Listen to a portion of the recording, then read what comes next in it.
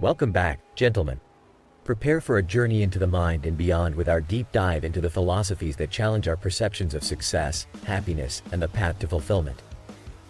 This exploration isn't just about ideas, it's a masterclass in turning perspectives upside down, and it's all inspired by a powerful book I've encountered.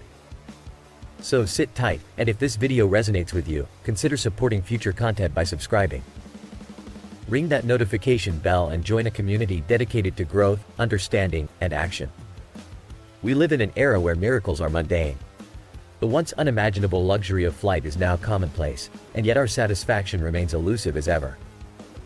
We lament over stale coffee in the clouds, blind to the marvel of modern flight. Our ancestors braved treacherous journeys. We barely tolerate minor inconveniences. It begs the question, with advancements in education, health, and rights, why do we still grapple with dissatisfaction? It appears our problems have evolved rather than dissolved. Our society is more connected and less content, more knowledgeable and no happier. It's a paradox that baffles many. But problems, as we'll learn, aren't curses, they're catalysts for growth. They aren't meant to be dodged but embraced as opportunities to cultivate resilience and strength. A pivotal reframe is needed, to view each challenge as a forge for character, rather than a source of dread. Now, let's confront a fundamental human inquiry: what's the opposite of happiness? Anger, sadness, both imply engagement and hope. The true adversary of joy, however, is apathy, the complete absence of hope. To live fully is not simply to revel in pleasure but to find meaning and hope, even amidst despair. It is about identifying the spark that drives you forward and nurturing it with every fiber of your being. Consider the tale of love gone, a WRY betrayal leading to heartache leading to generalized mistrust. The spiral of negative emotions stem from a disconnection between our emotional experiences and our rational intellect.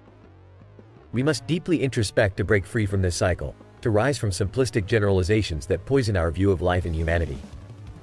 To aid in understanding, imagine if Newton had determined laws of emotion rather than physics. One of these hypothetical laws might suggest a natural drive for emotional equalization. In the face of injustice or affront, we instinctively seek balance, whether through retaliation, legal action, or emotional compensation. But what happens when balance eludes us? When we can't rectify our emotional imbalance, a gap opens between action and impotence, often breeding resentment, anxiety, or despair. The detritus of unresolved conflicts accumulates, weighing us down and eroding our self-worth. Yet, we must remember that our self-worth is not determined by the sum of our experiences alone, but also by our resilience in the face of such experiences. As we navigate life, we must question whether we are slaves to our emotions and circumstances or masters of our own fate. The philosophical musings of Nietzsche make us ponder if society is dictated by an underlying slave or master mentality. Are we like Jessica, the industrious college student striving against all odds, or John, the fortunate student whose path is smoothed by privilege? The slave fights for recognition in the shadows of hardship, while the master assumes entitlement in the glow of success. The key is not to strive for domination, but rather for the maturity to pursue self-improvement, which constitutes the basis for a better society. With self-improvement comes self-awareness, hence, spawning better ideas, and fostering maturity. By cultivating maturity, you encompass a broader perspective, embracing experiences that provide a richer understanding of life. This propels us beyond childish pleasures and adolescent principles, ushering us into a world of profound adult maturity where principles precede pleasure, and sometimes, renounce it entirely for true satisfaction that transcends immediate gratification. How, then, do we deal with the challenge of happiness as a psychological plateau, the perennial 7 out of 10, that modern research posits as the average contentment level of individuals? It appears that human resilience serves to normalize our happiness over time, regardless of escalating victories or tragedies. Perhaps true contentment lies not in the feverish chase for the elusive 10 but in embracing the steadiness of the 7 and in making peace with it. Now, embracing pain and suffering may seem counterintuitive, yet it is the foundation of growth and anti-fragility. Imagine a system, be it a society, an individual, or a relationship, that not merely withstands chaos but thrives in it, emerging stronger and better equipped. By contrast, fragility crumbles under pressure. So must we strive to become anti-fragile, harness our struggles and hardships as a means to fortify and better ourselves. We must also realize that our suffering is often a two-arrow situation, drawn from Buddhist wisdom. The first arrow is the inevitable pain of living the setbacks and harms we encounter. The second arrow, however, is self-inflicted emotional suffering or reactions to those setbacks, how we wallow in them, and allow them to define us. It's crucial to recognize that while we cannot always avoid the first arrow, we have the choice to sidestep the second. We have the agency to prevent pain from festering into enduring suffering. We can re-examine our beliefs, write new narratives for our future, and turn life's messes into powerful, inspiring messages. After navigating through these profound insights and reshaping our outlook, it's essential to contemplate what steps you will take to integrate this wisdom into your life. What narratives will you rewrite? What new journey of hope will you embark on? Remember, gentlemen, the true indicators of a life well lived are not the possessions acquired or the pleasures experienced, but the depths explored within oneself, the resiliency developed, and the hope inspired in others. If this video has provided you with a spark of insight or a pillar of strength, I extend an invitation. Consider offering a tip proportional to the value you've received. A link is available in the description. Stick around, for there's more wisdom where this came from. Your journey to becoming the strongest, most successful version of yourself is just beginning. Until our next encounter, refuse to settle, demand greatness, and craft the legacy you were meant to leave. Take care and stay wise, men. Imagine uncovering the secrets to powerful interactions, relationships that thrive, and the ability to sway opinions without breaking a sweat. That's right, gentlemen. Today we are delving into the goldmine of social intelligence, unlocking insights from the timeless classic, How to Win Friends and Influence People by Dale Carnegie. A masterpiece that's been embraced by influential figures across the globe, shared among friends you respect, and now, I am here to reveal to you its key strategies that could propel your connections to new heights. Why should you pay attention? Because the ability to communicate effectively, to forge bonds and impact those around us is at the heart of life's most successful ventures. Be it in boardrooms, social circles, or even within the confines of our own homes, the art of winning friends and influencing people is a powerful advantage in any field. So is your interest piqued? Then hit that subscribe button, show some love with a like, and ding that notification bell to not miss a beat on becoming the most charismatic version of yourself.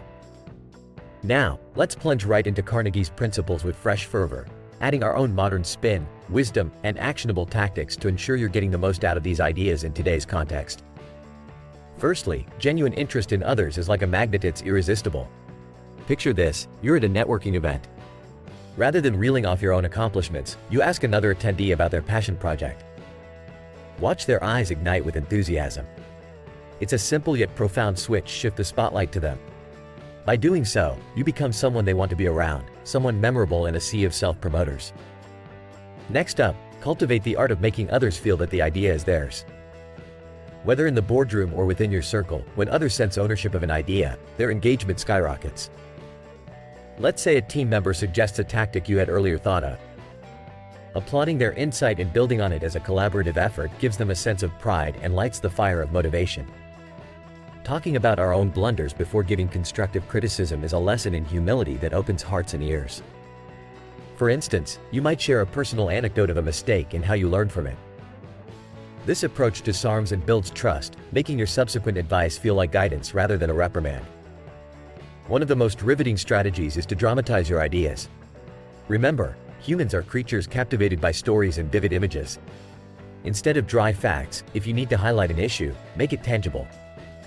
For example, visualize showing the real impact of daily unhealthy food consumption by stacking up empty soda cans, a visual spectacle to drive your point home. Always speak in terms of the other person's interests.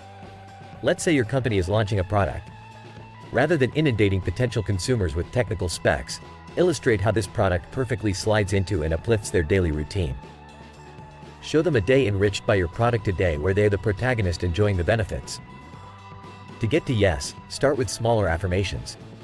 Imagine wanting a friend to join a charity event. Rather than diving straight in, you might first ask if they believe in the cause. A nod of agreement here paves the way for consent to the larger request. It's like the gentle slopes before the mountain peak. Show honest and sincere appreciation. Here's a truth everyone yearns for: recognition. Make it a habit to show gratitude, highlight specifics, and mean it. Even a simple acknowledgement like, "Hey Sarah, your analysis on the last project was outstanding. It set a new benchmark," can go miles in boosting morale and forging stronger connections. And what about encouraging a fine reputation for others? Call out positive traits you see in others, and they'll strive to live up to that image. Label someone as diligent or creative, and watch as those qualities flourish even further under your acknowledgement. Lastly, the sweetest sound in any language is one's own name. Use it, cherish it, and repeat it. This personal touch can make people feel cared for and heard. It transforms a simple interaction into a genuine connection. As we draw this enlightening session to a close, consider one thing. What insight from today's exploration will you put into practice? Ponder this as we conclude, and don't be shy to drop a comment about your thoughts or planned actions. Here's to savvy interactions and meaningful connections. If you found this riveting and it enriched your insight chest, feel free to share the value through a heartfelt tip. Go ahead, gentlemen, equip yourselves with these gems of wisdom and start living a life of influence and genuine connections. Until next time, this is Max Sterling. Keep thriving and excel beyond your wildest imaginations.